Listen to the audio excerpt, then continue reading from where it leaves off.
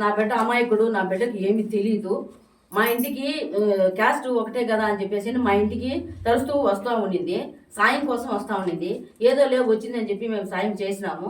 చేసిన దానికి నైట్ పూట్ల కూడా వచ్చి రోజు టార్చర్ పెడతా ఉండింది. నా బిడ్డకి ఏం తెలీదు. నా బిడ్డ అంత అమాయకుడు ఇంకొకడు ఉండడు. అంత బుద్ధిమంతుడు నా బిడ్డను గప్పు పట్టించి నాశనం చేసింది నా బిడ్డను. అంత ఉత్తముడు లేడు. వాళ్ళ దగ్గరికి మేము మమ్మల్ని వాళ్ళ దగ్గరికి తీసుకుపోయి మమ్మల్ని బిడ్డను ఉత్తముడుగా చేసినారు. చేసిన దానికి కానీ ఇది ఎట్లా బయట పెట్టాలా, ఇది ఎట్లా చేయాలని చెప్పేసి ఈ మాదిరి మమ్మల్ని నా బిడ్డను టార్చర్ పెట్టి టార్చర్ లోపల ఈ నైట్ పూట కూడా మా ఇంటికి వస్తూ ఉండింది. వచ్చి గుళ్ళ దగ్గర ఉండి ఎక్కడంటే అక్కడికి పోయేది. నా బిడ్డను రమ్మని చెప్పేది, మాకు ఫోన్ చేసేది. 1 గంటకు 2 గంటలకు 3 గంటలకు ఫోన్ చేసేది. మమ్మల్ని ఎట్టంటే అటు టార్చర్ పెడతా ఉండింది.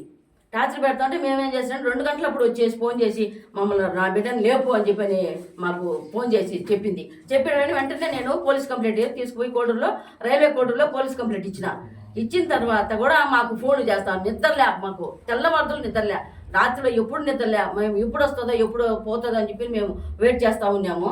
ఆ పాప కావాలని మమ్మల్ని మరి టార్చర్ పెట్టి వాళ్ళని ఎట్ట బయటికి తీయాలా, వీడికి ఎంత మంచి పేరు ఉండాలి, ఈ మంచి పేరుని ఎట్ట తీసి బయట పెట్టాలా, వాళ్ళని ఎట్ట బయట పెట్టాలా అనే రకంతో మమ్మల్ని ఈ మాదిరిగా టార్చర్ పెట్టింది.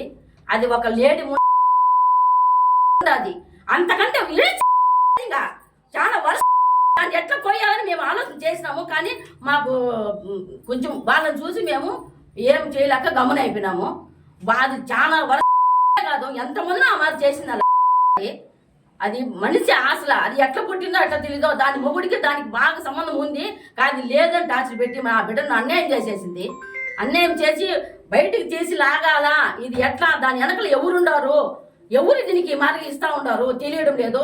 వైఎస్ఆర్సీపీ వాళ్ళు ఇస్తున్నారా, లేకపోతే బయట ఇంకెవరన్నా ఉండే దాన్ని టార్చర్ పెడుతున్నారా, అది ఏమైంది తెలియకుండా నా బిడ్డను గప్పు పట్టించింది. వాళ్ళలో ఉంచి బయటికి తీయాలా, చెడ్డ పేరు రావాలా, వాడు బాగుపడుతున్నాడు వాడిని బయటకు తీయాలని చెప్పి నా బిడ్డను నాశనం చేసింది. నాశనం చేసి కంప్లైంట్ ఇచ్చినా కూడా నన్ను యారు తీసుకుపోయి అరెస్ట్ చేస్తారో ఏమో అని భయపడి ఈ మాదిరిగా అది మమ్మల్ని ఇప్పుడు మీడియాకు తీసేసింది. తీసి చట్టం ప్రకారం మేము పోలీస్ కంప్లైంట్ ఇస్తే కూడా భయం లేకుండా మాకు ఫోన్ చేస్తూనే ఉండదు. 1 గంట కాదు 2 గంటలకు మాకు నిద్రలే, నా బిడ్డకు నిద్రలే, అన్నం సరిగా తినడంలే, దిగులు పడిపోయినా ఎందుకు ఇలా చేస్తుంది, నాకు ఏమి తెలియదు, నేనేం చేశాను అని చెప్పి నా బిడ్డ కొట్టుకుంటా ఉన్నాడు. ఆ రకంగా చేస్తున్నా కానీ మేము ఎంతసేపు ఓపికతో ఉన్నాము, ఇంతవరకు ఓపికతో ఉన్నాము. వద్దులే ఆడబిడ్డ మనం చేయకూడదు, అది మనకు ఒక ఆడబిడ్డ ఉండాలని చెప్పి మేము ఎంతవరకు మేము సమాజంగా వచ్చిన దాకా ఇది ఇప్పుడు ఈ రకంగా మమ్మల్ని బయట పెట్టేసింది. నా బిడ్డకి ఏమి తెలియదు, అది ఒక వ్యవస్థ బిడ్డను నాశనం చేసింది.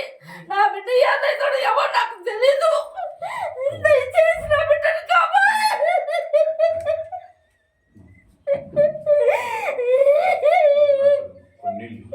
అంత ఉత్తముడు నా బిడ్డ. ఒకరిని మాట్లాడు, ఒకరు జోలికి పాడు, ఒకరు గొడవకు పాడు, ఏమన్నా కూడా గమ్మని తలంచుకొని నా బిడ్డ ఇంటికి వచ్చేవాడే కానీ ఎవరు జోలికి పోయి ఒక మాట్లాడి ఒక తిట్టి ఒకటి కొట్టాడేవాడు కాదు. నా బిడ్డను గబ్బు బయట పెట్టి నాశనం చేసింది.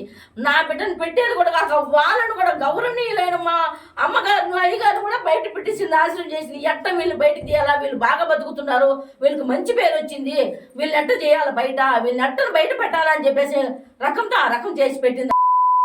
ఏం చేస్తే పాపం వస్తుందో మాకు తెలియదు. మేము ఎంతవరకు ఓపికతో ఉన్నాము, ఇంతవరకు ఓపికగా ఉన్నాము, ఇంతవరకు ఓపికను చేసిన కూడా పోయి కంప్లైంట్ చేస్తే మేము చూసుకుంటాంలే అన్నారు వాళ్ళు. ఇప్పుడు ఇంత దాకా తెచ్చినాక గమ్మున అయిపోయినారు. చట్టం ప్రకారం మేము స్టేషన్కి పోయి కూడా కంప్లైంట్ కూడా ఇస్తాం. మళ్ళా ఈ మాదిరిగా చేసిన బిడ్డను గబ్బు పట్టించి నాశనం చేసి మంచి పేరు తెచ్చుకునే వాడిని ఈ రకం చేసింది. వాళ్ళను బయట పెట్టింది, వీడిని బయట పెట్టింది.